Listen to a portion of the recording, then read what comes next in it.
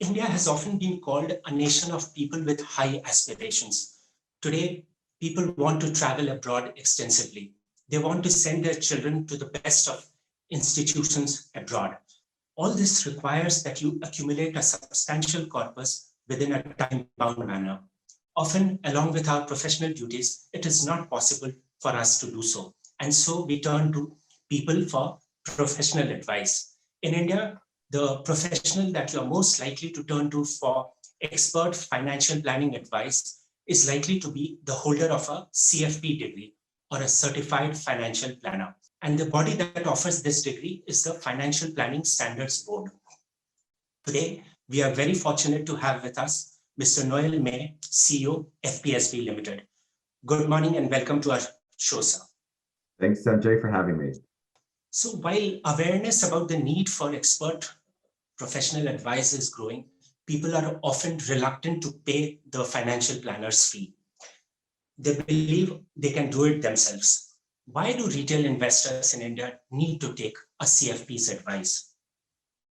Sure, look, that's a great question. And I think it's an issue we face not only in India, also around the world. I think often people aren't fully aware of what financial planning is and how their lives can benefit from it. So a lot of what we do at Financial Planning Standards Board is spend time communicating to people how having a plan on how putting a structure around their financial decisions and how understanding how the different financial decisions they make impact each other can really help them live the lives they want to live. And of course, then from our point of view, we think having an individual who's trained, who understands financial matters, who is committed to competency and ethics, to work as a partner with people to advise them, like a certified financial planner professional, is the way to go. Why should people go to somebody who has a CFP? So what a certified financial planner professional is trained to do is to take a holistic or a big picture view of somebody's situation. So when you go and meet a certified financial planner professional, they're going to sit down and they're not going to start talking to you about products. They're going to sit down and talk to you about what are your goals? What are your dreams? What do you want to achieve for your children's education? What do you want to do in terms of taking care of your parents? What do you want to achieve with your own life? And then working with you, put together a plan of how you can go about doing that, and then picking products and helping you make choices that work for you and your family and your future.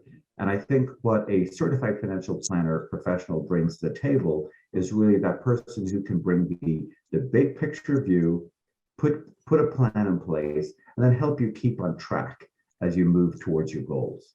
What would your advice to be, say, to a family member of yours when he or she is trying to choose a financial planner? How does one really pick one? There are so many. Sure. And so look, first and foremost, I would say the important part is to look for somebody who has the certified financial planner certification. That tells you that that person has gone through years of training and education and an exam, has experience in working with clients, and is committed to competency and ethics. But then I think other steps are important, like talk to more than one planner. It's a very personal relationship. It's a relationship of trust. So it's important for people in India, when they're choosing a financial planner, to choose a financial planner who they're comfortable working with. Choose a financial planner that you feel you can talk to openly and who asks you the right kind of questions. And clearly then I think it's important for you to ask questions of that planner, like, what is their experience? What kind of clients do you work with? Are your other clients like me?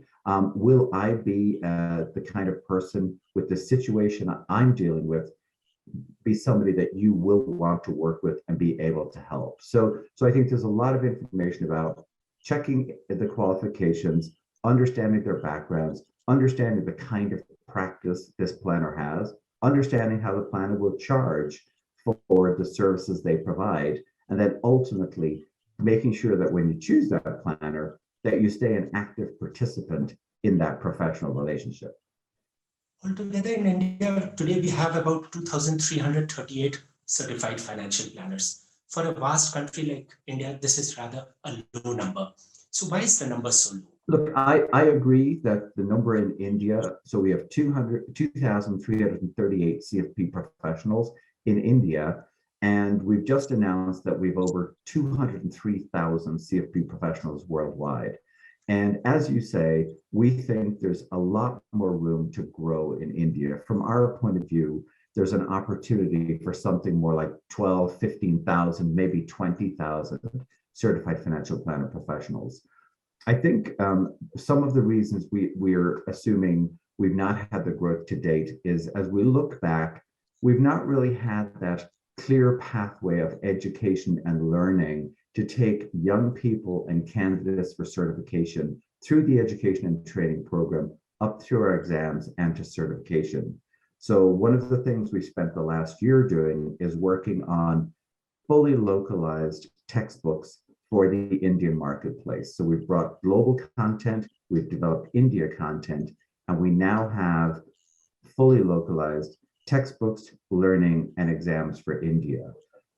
We also think there's an opportunity to do a better job of connecting those young people into employers. And so we've started having conversations with large firms and employers in India, talking to them about how they can put people through training programs, support people who are looking to get the CFP certification, and create suitable environments in those firms so people can have successful careers in financial planning. So we would see that combination of bringing textbooks and quality training to the marketplace, connecting those young people to future employers. And then, of course, the other option that we're going to look at more in depth is connecting then young people who have careers in financial planning and CFP certification in India to other markets where we have CFP certification, like Canada, where we have almost 17,000 certified financial planner professionals, or the United States, where we've over 92,000 CFP professionals. So we want to make sure it's an attractive career, not only in India, but also, in fact, an attractive career internationally for people in India who want to look elsewhere too.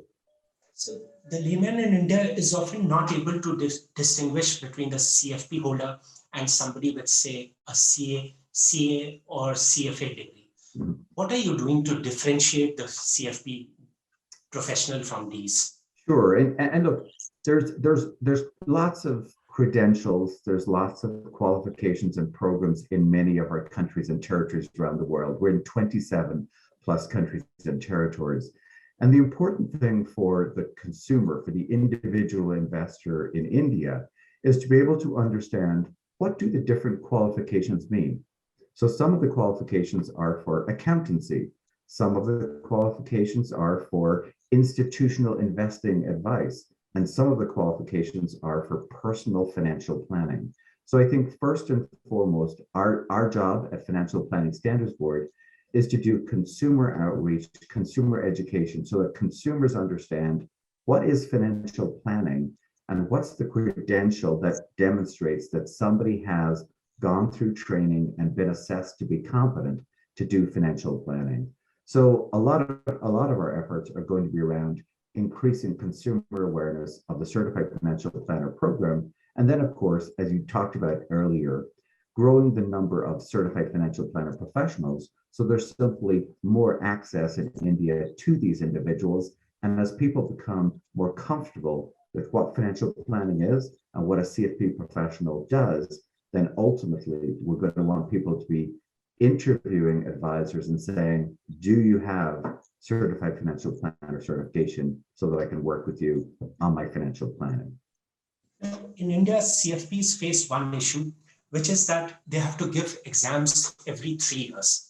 I understand that in other geographies, you can only participate in continuous education programs, and you don't need to sit for your CFP exams again and again. This would naturally be very hard for busy professionals. So are you speaking to the Indian regulators to change this? What are you doing in this regard? Sure. And so the global standard that we have for certified financial planner certification is you complete several years of education, you take an exam, you have 3 years of experience, and you abide by a code of ethics. To renew your certification, you then complete about 15 hours of continuing professional development every 2 years to renew our certification. And that's our global standard. However, in India, as an example, for individuals who are using our certification to be recognized by NISM for the investment advisor registration, what NISM has put in place currently is that people who are in that space need to retake an exam. I believe it's every 3 years for them to be able to use the certifications to register for the investment advisor license. At this point, that's the law for people who are using our certification to be so registered. And so we're making sure that our program is in compliance with NISM standards. However, we have written to the regulator to say, we still believe that continuing professional development delivered appropriately and well is an appropriate measure of ongoing competence.